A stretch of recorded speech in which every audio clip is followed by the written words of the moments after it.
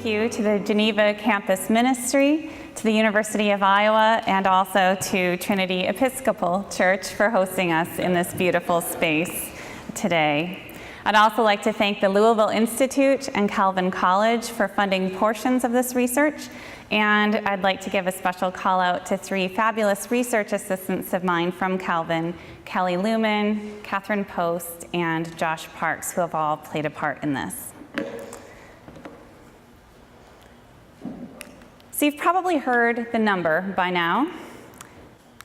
There we are. Fox News does make an appearance. 81%. According to exit polls, this is the number of white evangelicals who voted for Trump. A higher percentage, by the way, than any other recent Republican. Now, in some ways, this isn't surprising. White evangelicals tend to vote Republican.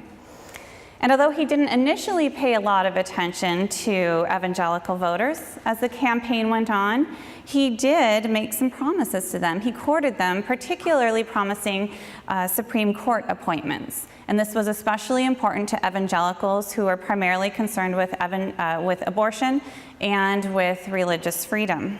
And on this front, he has come through for them. And yet, of course, it is surprising, this strong evangelical support for Trump.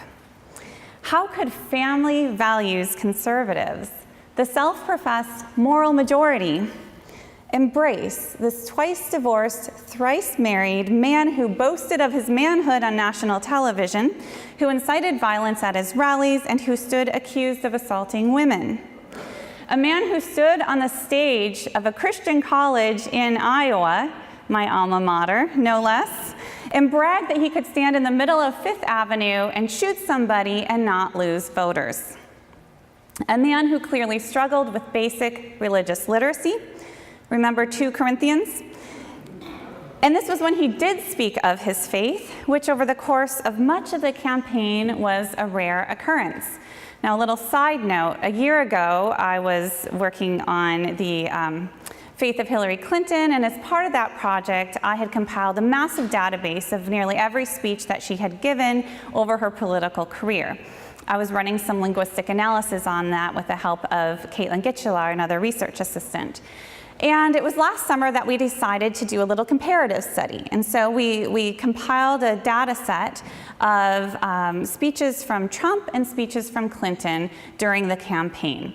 Just a small sample set, so 7 major speeches that each had given at roughly similar times during the campaign. And we ran the numbers. We discovered some interesting grammatical tendencies on the part of Donald Trump. He likes to reference himself at an extraordinary rate linguistically. And he does so often in the third person, which is also quite unusual. But I was especially interested in issues of faith. And so we did a rather simple study. We just searched for a few keywords: God, faith, and let's see, what else? Religion. And we found that in our sample set, so 7 speeches, Clinton talked about her faith 12 times. Some of those were kind of run-of-the-mill, one nation under God, God bless America, God bless you. She talks a lot about wanting to open up people's God-given potential. But on 2 occasions in these 7 speeches, she actually referenced her Methodist faith in some depth, talked about how it had shaped her and how it had shaped her approach to politics. Trump, on the other hand, said very little. While he referenced himself 850 times in 7 speeches, he referenced God twice, both times irreverently. I'll be the greatest I'll be the greatest jobs president God ever created. And in reference to Clinton's foreign policy, with an accompanying eye roll, God help us. Now, at that time, I reflected that, given their rhetoric alone, one might expect Clinton to be the more popular candidate among voters who speak of their faith or who advocate the significance of faith and values. But of course, this was not the case. Already back then, in July of 2016, 8 in 10 white evangelicals supported Trump. So back then, when I was processing this data, I was writing primarily to religious historians, and I ventured a few theories as to why this was the case. Here's what I wrote. Has an embrace of patriarchal power in the church and home situated evangelicals to look for an autocratic patriarch to lead the nation? Has a self-referential trend in contemporary Christianity blinded evangelicals to Trump's narcissism? Have deep roots in premillennialism made evangelicals more prone to demonize the other?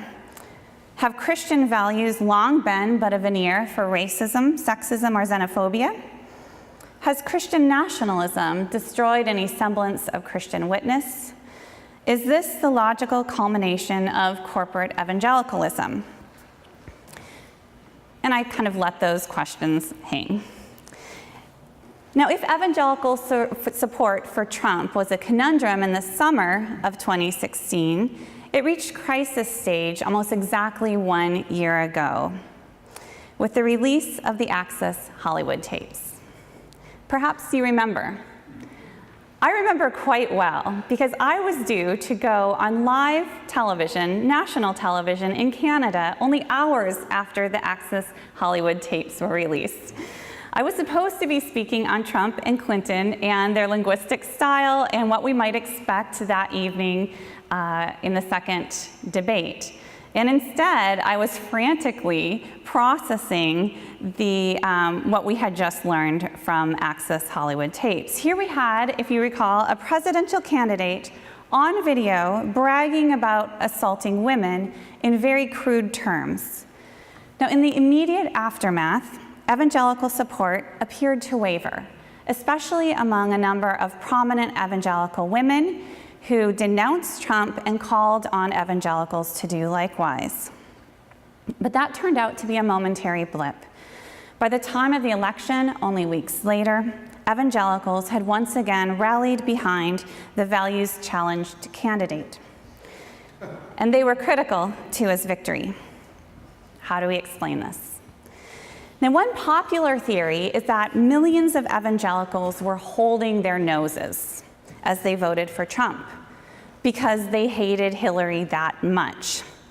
Another theory posited that the most religious evangelicals didn't actually support Trump as much as the more nominal evangelicals. But there are some problems with these theories. Hillary Clinton is now out of the picture. Yet we see a strong persistence of evangelical support for Trump. 100 days into his presidency, 80% of church-going white evangelicals still approved of Trump.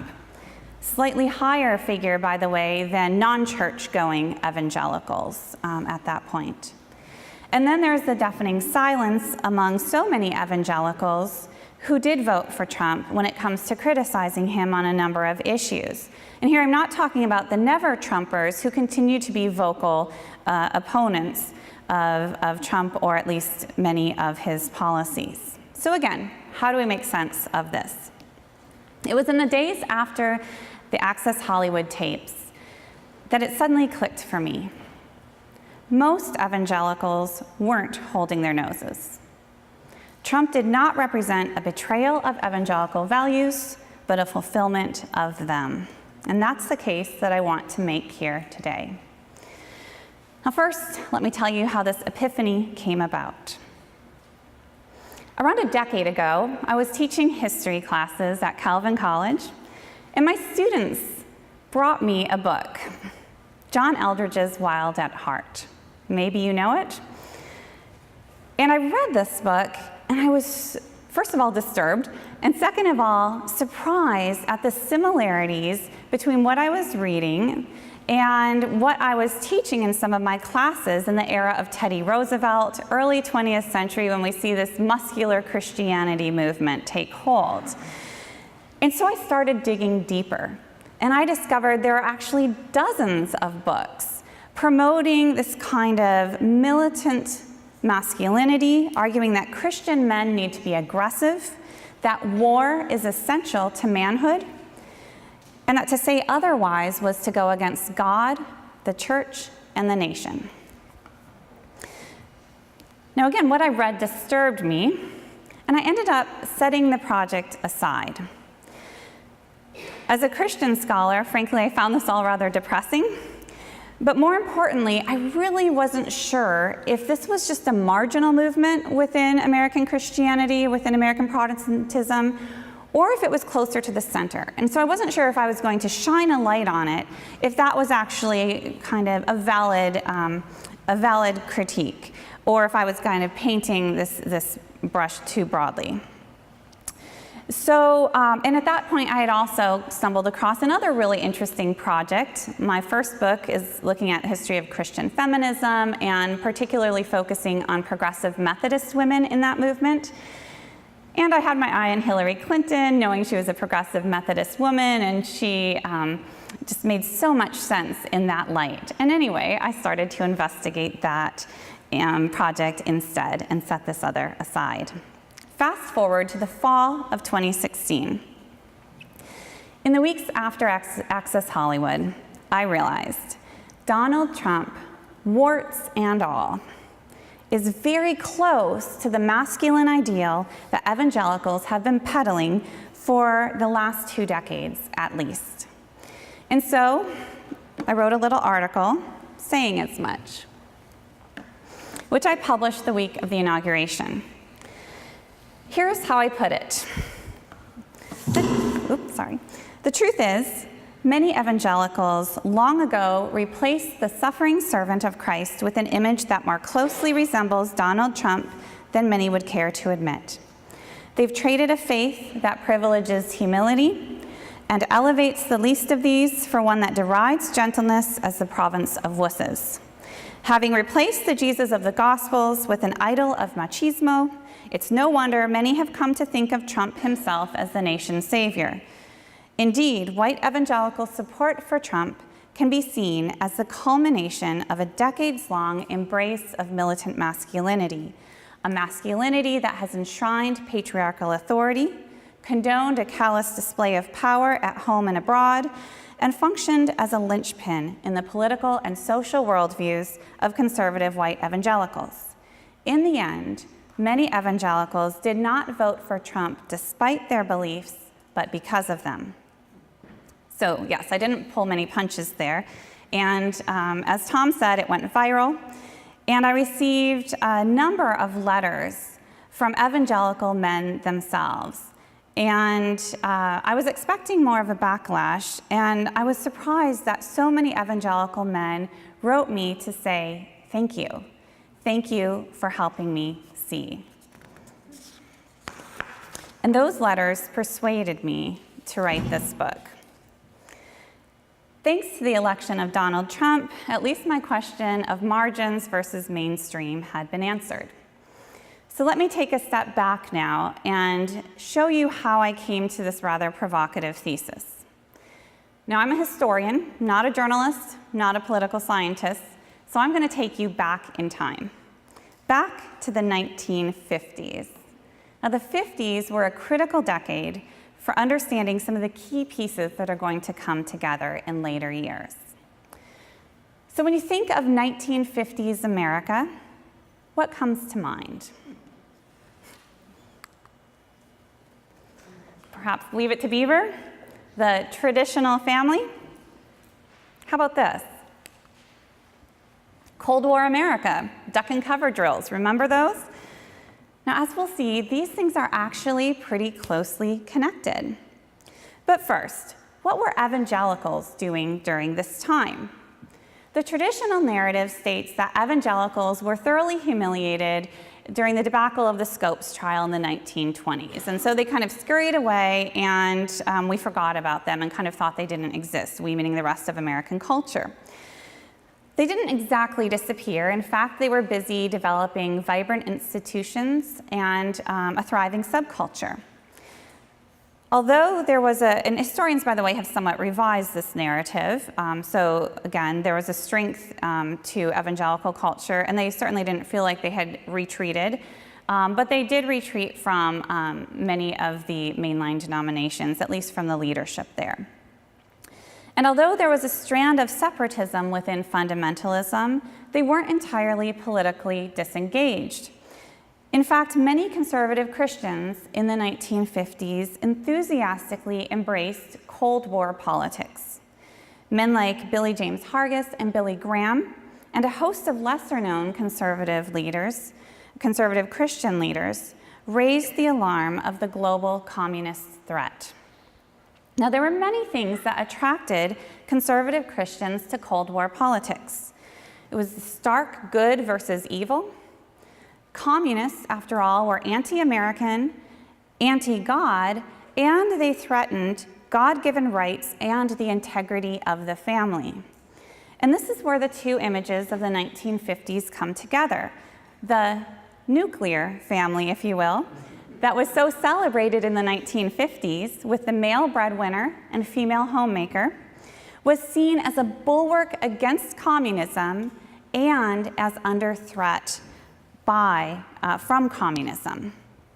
According to Cold War ideology, women and children needed protection, and America needed strong men to provide for and protect its women and children, and by extension, the nation. Now, evangelical Christians embraced this view of the world, but they were not alone. Conservatives, liberals, Catholics, Protestants, they were all on board, really, and this is why we call this the Cold War consensus. Okay. But then, the 1960s happened, and this whole stable framework started to come undone. We have the Civil Rights Movement. Civil Rights Movement challenges the notion, at least for white middle-class Americans, that America was unequivocally good. Right? Other Americans knew that already, but it challenged this kind of stable notion of good versus bad. Feminism disrupted the nuclear family ideal. There are many different strands that came together to bring about the feminist movement. Working class women were fighting for their rights. Women in the civil rights movement and the New Left were also working for women's rights, but also these homemakers, right? These women who moved to the suburbs, who were living that nuclear family ideal. Some of these women were actually very fulfilled in that life, but not all women were. And along comes a woman named Betty Friedan, and she writes this book, The Feminine Mystique, and she names the problem that has no name, and millions of women realized that they were not alone in their dissatisfaction with this limited role. And then, perhaps most significantly, Vietnam. Like civil rights at home, Vietnam challenged the notion of American moral supremacy and American military supremacy. So how do evangelicals respond in this moment? Well, we know that most white evangelicals oppose civil rights. Right? They opposed Martin Luther King Jr., claimed that he was part of a communist plot. They also established their own segregated schools, whites-only schools, to oppose federally mandated desegregation. And some of their earliest political mobilization was to defend their right to do so. They opposed feminism. Now, this was before abortion really crystallized as the key issue for evangelicals. In the first years after Roe v. Wade, there was actually a variety of views within the evangelical Christian community about abortion, whether it was wrong or not. But initially, they rallied in opposition to the Equal Rights Amendment, the ERA. To evangelicals, the ERA challenged the very foundation of the conservative Christian worldview. The idea that gender was a sacred, God-given certainty in an uncertain, fluctuating world. Opposition to the ERA quickly emerged as a key plank in their family values platform. Finally, they became very pro-Vietnam War and pro-military. And this is a change. In the 1940s and 1950s, evangelicals had often looked askance at the military. That was a place where young men were likely to become corrupted. But as Anne Loveland has argued, evangelicals who supported U.S. military action in Vietnam came to hold the military itself in high and often uncritical esteem. Now realize that for evangelicals, these issues are all intertwined. Civil rights, was it a communist agenda? It certainly was big government interference. ERA was not just a gender issue, it was a national security issue. And if you go back in that time, this comes up over and over again. The ERA would destroy women's femininity by forcing them to be like men, competitive and career-driven and sexually promiscuous, and most alarmingly, by forcing them to take up arms in military combat.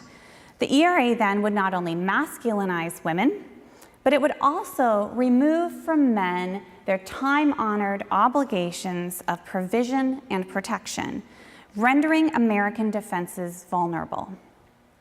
And Vietnam was not just a foreign policy issue, it was a masculinity problem. Just look at those hippies, anti-war protesters, young men sporting long hair, flowered shirts, dodging the draft, shunning authority, shirking their duty to protect America from the threat of global communism. And clearly, the failure of American soldiers to defeat a ragtag enemy suggested serious problems with American manhood. A strong military was necessary to ward off the communist peril, and strong men were essential to a strong military. Despite their best efforts to oppose these changes, evangelicals seemed to be losing. And this is the context for their mobilization, political mobilization in the 1970s. So becoming politically active was not entirely new for many evangelicals, but it was more urgent. And more importantly, it was increasingly out of step with other cultural trends. And so these issues became increasingly central to their identity. Evangelicals emerged as an organized political force in the late 70s, but these pieces are really coming together earlier, and in places where you might not expect to find them or think to look. So let's take a look at James Dobson. Now, Dobson has a lot to say about gender, but of course he first became famous with his 1970 book, Dare to Discipline. How many of you are familiar with Dobson? Maybe raised your children with the help of Dobson, or those who are a little younger were raised with the help of Dobson, right? Now, initially I thought I can just skip over that 70 book, 1970 Dare to Discipline. That was the book that kind of built his platform, but it was really in later books that he started talking about gender. And so I did skip it until finally I thought I should probably read that, and it was really interesting what I found. He doesn't talk much about politics or about gender, but it's very much a book written for its time. It's a book against the permissive child rearing in the 1960s that gave us hippies, anti-war protesters, that led to the mess of the 1960s. If only parents in the 50s had spanked their children, we wouldn't be in this mess today, or back then. And so it was really, really interesting to read that. And he also did suggest that the number of women working outside of the home didn't help matters. Okay, but in 1975, this is when he really starts talking more about gender. He starts to articulate his gender ideology. Men and women differed biochemically, anatomically, and emotionally, to wit. Men like to hunt and fish and hike in the wilderness. Women prefer to stay at home and wait for them. More significantly, men derive self-esteem from being respected. Women feel worthy when they are loved. Now, in 1975, he focused more on women and the problem of feminism. 5 years later, in 1980, Dobson focuses his attention more on the problem with men. He blamed feminists for calling into question everything traditionally masculine, for tampering with the time-honored roles of protector and protected, and for denigrating masculine leadership as macho. He saw this as a crisis of gender but also as a threat to national security. For the sake of the nation, a call to arms was needed, a reassertion of the Judeo-Christian concept of masculinity in the face of feminists' concerted attack on maleness. To fight back, Dobson founds Focus on the Family in 1977, and in 1981 he establishes its overtly political arm, the Family Research Council. And these will be key organizations in the religious right and important sources of evangelical masculinity. Another important figure to consider is Jerry Falwell. Falwell founded the Moral Majority in 1979. Now, interestingly, back in 1965, he had preached against Christian political engagement. Now, you have to understand the context was quite different. He was preaching against civil rights pastors who were involved in politics. But by the 1970s, he had completely changed his tune, repudiating his earlier message as false prophecy. In fact, by 1980, he was calling for civil disobedience if Congress passed legislation to open the military draft to women. Christian civilization was at stake. He called for Christians to fight a holy war, to resist feminism, abortion on demand, social worker intervention in the family, the abandonment of Taiwan, IRS interference with Christian schools, rampant homosexuality, and the like. Now, these things, he insisted, had corrupted the moral fiber of the country and destroyed its will to resist communism. He sent polls to his followers with questions like, do you approve of the ratification of the ERA, which could well lead to homosexual marriages, unisexual bathrooms, and, of course, the mandatory drafting of women for military combat? You can imagine how his followers responded. Now, Falwell's rhetoric was imbued with militarism. The local church is an organized army equipped for battle. The Sunday school is the attacking squad. He also portrayed Christ in supermasculine terms. He did not like portrayals of Christ as delicate, with long flowing hair, long robes. Christ wasn't effeminate, he insisted. The man who lived on this earth was a man with muscles. Christ was a he-man. Falwell came out in full support of Reagan in 1980, and evangelicals followed suit, supporting Reagan, the cold warrior cowboy president, over Carter, a born-again evangelical himself, but one who did not share their understanding of family values or American militarism. It's in the 1980s that all of these strands come together. Aligned with the Republican Party, evangelicals become fierce advocates of the US military. And again, this is something new. Jerry Falwell and James Dobson played key roles in this alliance, as did Phyllis Schlafly and other folks like Beverly and Tim LaHaye. Now, in their ministries, Falwell and Dobson regularly featured military leaders, invoking fears of American military decline. And they also provided literature that the military used in training its soldiers. Dobson's video, Where's Dad, for example, was used extensively in soldier training. And it was used, according to one military general, because the readiness of our army is directly related to the strength of our families. The stronger the family, the stronger the army, because strong families improve our combat readiness. Also, at this time, evangelical organizations like the Family Research Council, Focus on the Family Citizen, and Exodus International provided materials regularly to the military to decry the dangers of gays in the military. And so in the 1980s, we see a powerful, interconnected framework tying together family values, traditional sexuality and gender roles. By the way, always be suspicious of that term traditional, but more on that later. Masculinity and militarism, and an aggressive Cold War foreign policy. Just all comes together seamlessly.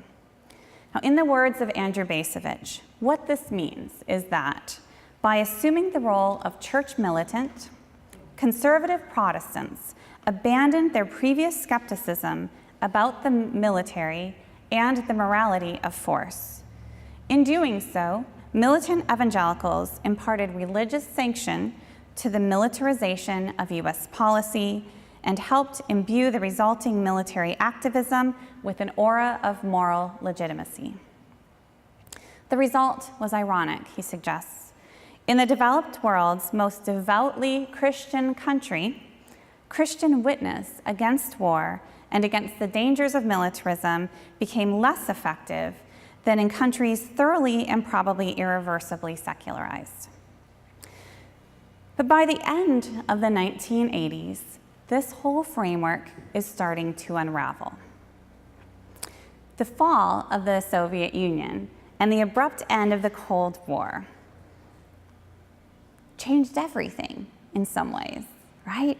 The enemy, the long, dependable enemy, just dissolved almost overnight, it seemed.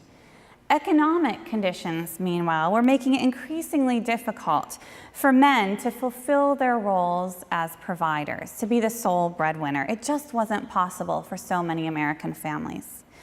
Also, a growing acceptance of feminism in society at large meant that evangelicals experienced the New World Order as more than a little disorderly. At this time, then, they identified a renewed crisis of masculinity, and they responded by launching the wildly popular Promise Keepers movement. Some of you may remember that. So in 1990, Promise Keepers starts up. Very early on, it's promoted by none other than James Dobson. The movement quickly takes hold, and at its height in 1997, Promise Keepers drew more than 800,000 men to Washington, D.C. for a national rally. Now, this was the first time that evangelical masculinity received sustained attention from those outside the fold. Some feminists critiqued the movement as hopelessly retrograde, but it was in fact more nuanced than many of its critics recognized. Reflecting the unsettled times, Promise Keepers called for a new Christian masculinity, an alternative, both to the softer, modern version that they found lacking, but also to the macho version that they feared had become hopelessly outmoded. Their solution? The archetype of the tender warrior. Now, interestingly, and I don't think coincidentally, this is the moment in the evangelical men's movement where there's an intentional pursuit of racial reconciliation. So when you step back from the militarism and bring in space for tenderness, that's where you also see this reach for a more diverse movement. Authors like Steve Farrer, Gordon Dalby, and Stu Weber, white evangelical men, pioneered this tender warrior motif. Significantly, all three looked to Vietnam for the source of masculine identity. In Point Man in 1990, Farrer compared a father's task of protecting his sons from feminization to that of a point man leading his troops through the dangers of Vietnam.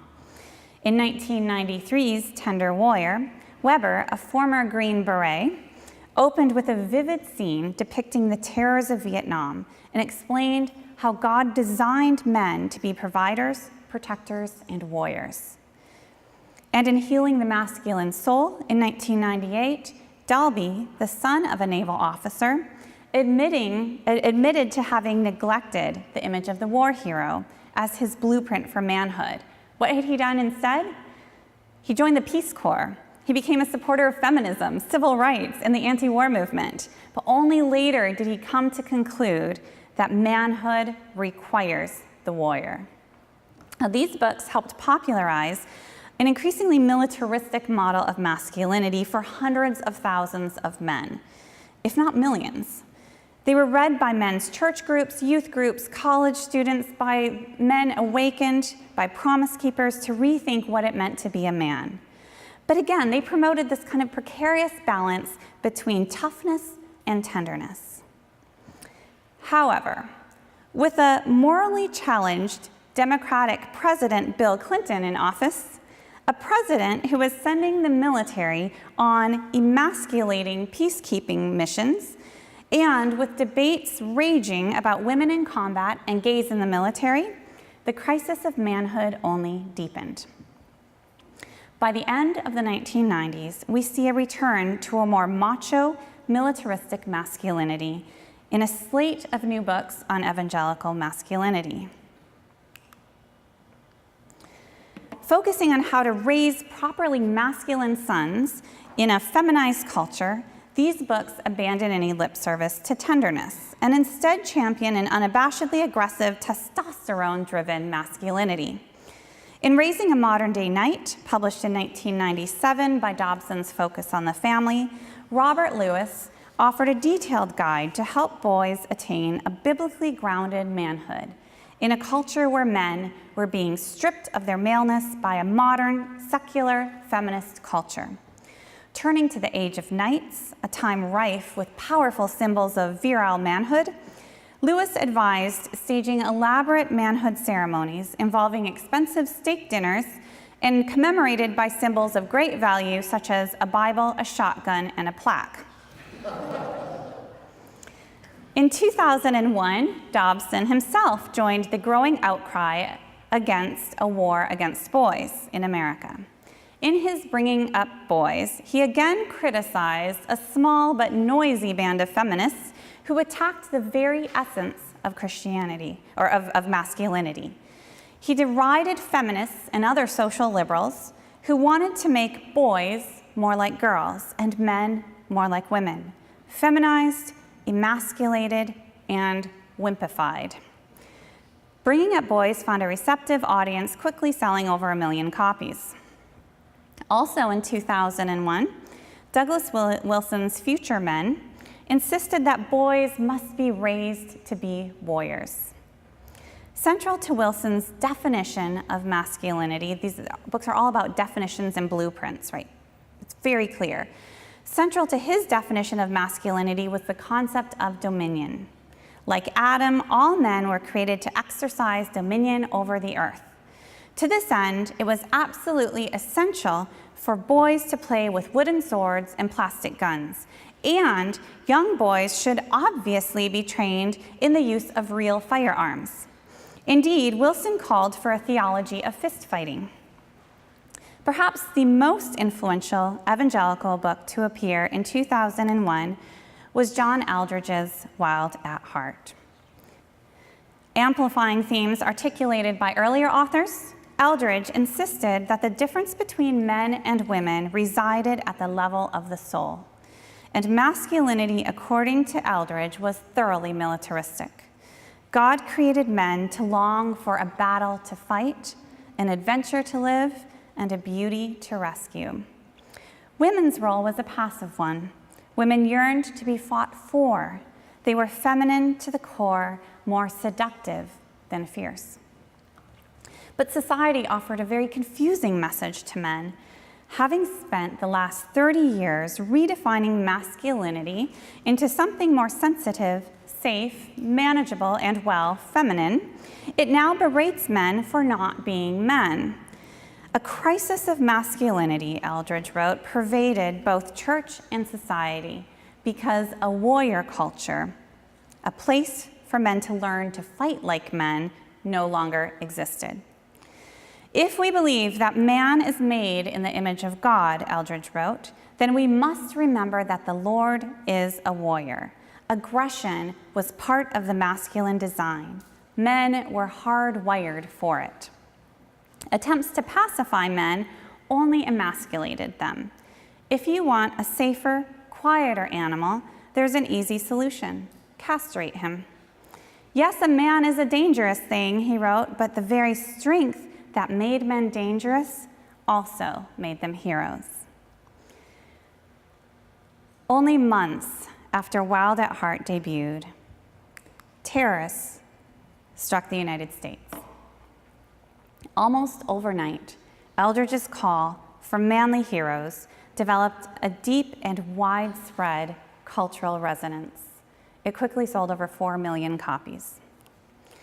The moral certitudes of the war on terror framed by an evangelical president, George W. Bush, abruptly replaced the post-Cold War malaise. Once again, America needed strong, heroic men to defend the country at home and abroad. Evangelicals, many of whom had never strayed from Cold War gender constructions, stood at the ready to address these new conditions. Perhaps Steve Farrer put it best in his 2005 book, King Me. When those two planes hit the Twin Towers on September 11, what we suddenly needed were masculine men. Feminized men don't walk into burning buildings, but masculine men do. That's why God created men to be masculine. In no uncertain terms, he repudiated the earlier tender warrior motif that he had helped create. The trend today is to major on the tender and minor on the warrior. But in the trenches, you don't want tenderness. Dobson, too, did his part to connect the dots after 9/11, characterizing Islamic fundamentalism as one of the most serious threats to American families, and explaining that the security of our homeland and the welfare of our children are, after all, family values. In subsequent years, dozens of books were published promoting a militant Christian masculinity representing these very same motifs, and I've read dozens of these books. There are devotionals. There's a devotional based on the TV show 24. There are devotionals based on military combat directives. There are so many similar stories in these books. Frankly, if one of them were turned in by a student, I'd run a plagiarism check. I mean, it's the same cast of characters, the same heroes. John Wayne, World War II soldiers, William Wallace / Mel Gibson, they're kind of the same guy. But most especially, the favorite hero that they write about is Teddy Roosevelt. This literature has permeated evangelical popular culture. Briefly then, why does this matter? First off, and something that I'll not speak to at length today, abuse. In the last couple of decades, attention has been drawn to cases of sexual abuse within the evangelical subculture.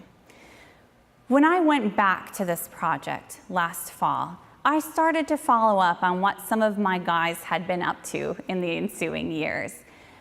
And I was surprised to find that a number of them were implicated directly or indirectly in sexual abuse scandals, either directly or often indirectly as advocates for perpetrators.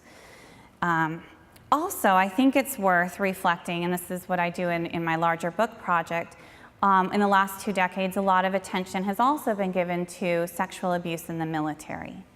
Now, if we remember this very close relationship between evangelicals and the military, I think that's something that we need to engage as well.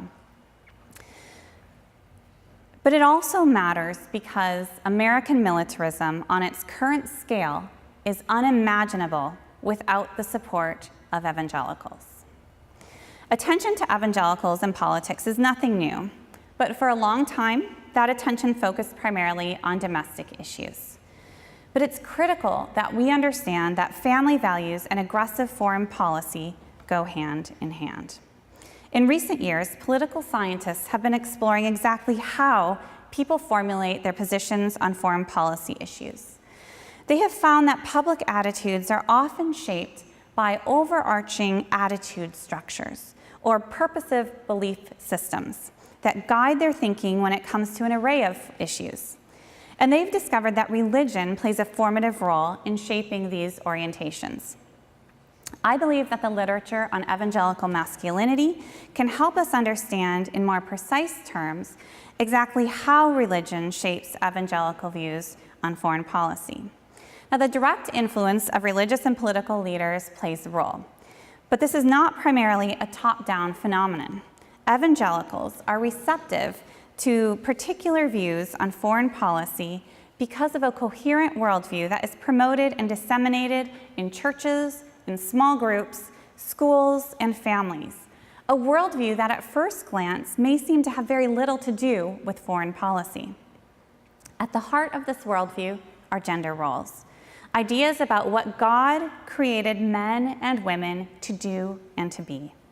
For evangelicals, gender is critical to the belief systems that support militarism and aggressive foreign policy. As Cynthia Enlow argues, militarism is never natural or monolithic, and it cannot survive without constant tending, coaxing, and manipulating. And ideas of masculinity are at the heart of this process.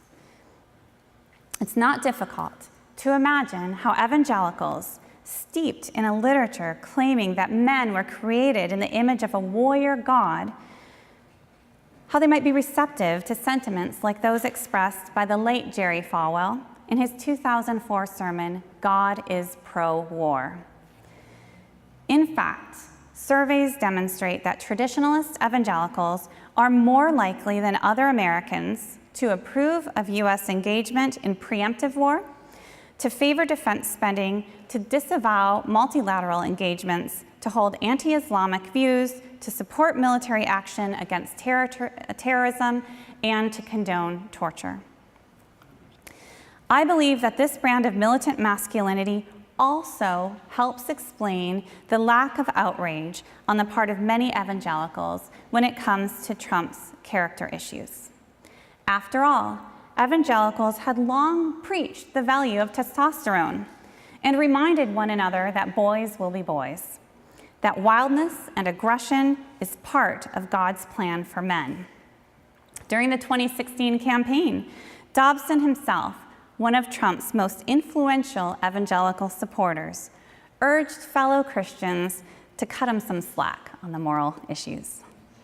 More tellingly, the Reverend Robert Jeffress, pastor of the First Baptist Church in Dallas, explained his endorsement of the candidate in this way: I want the meanest, toughest son of a you-know-what I can find in that role, and I think that's where many evangelicals are. I don't agree with Jeffress on much, but I fear his assessment of evangelicalism may be correct. And if it is, what is at issue is far greater than evangelical support for Trump. As Andrew Basevich explained back in 2005, what is most striking about the most powerful man in the world is not the power that he wields. It is how constrained he and his lieutenants are by forces that lie beyond their grasp and perhaps their understanding. Rather than bending history to their will, presidents and those around them are much more likely to dance to history's tune. The problem of American militarism, and Basevich believes it is a problem, is bigger than a particular president or single administration. And for this reason, simply getting rid of that president will not make that problem go away. To pretend otherwise serves no purpose. Now, when I published my initial essay on evangelical masculinity, militarism, and Trump, I said I received a number of letters from evangelical men. One of them particularly has stayed with me.